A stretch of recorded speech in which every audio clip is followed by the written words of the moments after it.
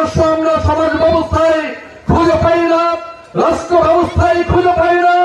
অর্থনীতি আর ধ্বংসের মুখে সুদ ভিত্তিক অর্থ ব্যবস্থা প্রতিষ্ঠিত হয়েছে, নাস্তিকবাদী প্রতিষ্ঠিত হয়েছে, সমাজতান্ত্রিক মতবাদ প্রতিষ্ঠিত হয়েছে, ধর্ম নিরপেক্ষতা প্রতিষ্ঠিত হয়েছে, মানব রচিত জাতীয়তাবাদ প্রতিষ্ঠিত হয়েছে, যার কোনটাই কি আল্লাহ প্রদত্ত?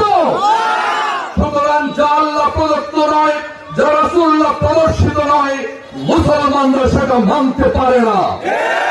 সংগ্রামী ভাইয়েরা, আমরা একদিকে আল্লাহর বান্দা, সেই আল্লাহর বান্দা হিসেবেই রাসূলুল্লাহর উম্মত হিসেবে সাহাবায়ে কেরাম যেমন সমাজ থেকে সকল বাতিলকে উৎখাত করেছিল, আমরা সেই আদর্শকে ধারণ করে এই বাংলার জমিন থেকেও ইসলাম বিরোধী মতবাদ উৎখাত করে ইসলামকে প্রতিষ্ঠিত করার জন্য জীবনের সকল প্রচেষ্টাকে একত্রিত করার চেষ্টা করব ইনশাআল্লাহ।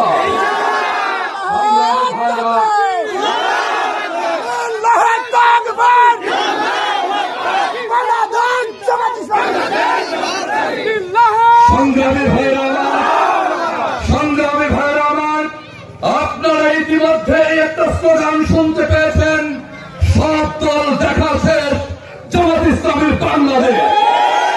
সুতরাং রাসূলুল্লাহর প্রদর্শিত জীবন ব্যবস্থা ইসলাম যে শান্তির গ্যারান্টি দেয়, যা ফাঁসিবাদকে দূর করার গ্যারান্টি দেয়, যা সকল অনৈক্য আর বৈষম্য দূর করার গ্যারান্টি দেয়, সেই ইসলাম জামাত ইসলামী আগামী দিন এই বাংলার জমিনে প্রতিষ্ঠিত করবেই করবে ইনশাআল্লাহ।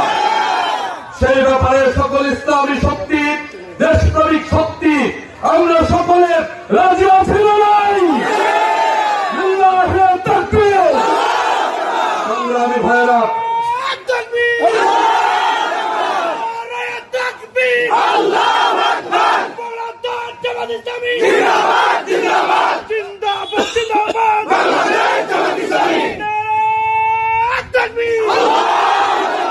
সংগ্রামী ভাইরা আমার, বিশ্বের মধ্যে বিশ্বনবীর চাইতে সত্যবাদী আর কেউ কি হতে পারে? সেই প্রেরণবী আদর্শের নবী বলেছেন, নবুয়তের যুগ শেষ হয়ে গিয়েছে, নবুয়তের যুগের পর খেলাফতের যুগ আসবে। সেটা এসেছিল না, আসে নাই?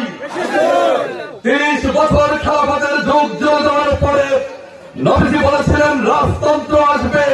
সেটা এসেছিল না, আসে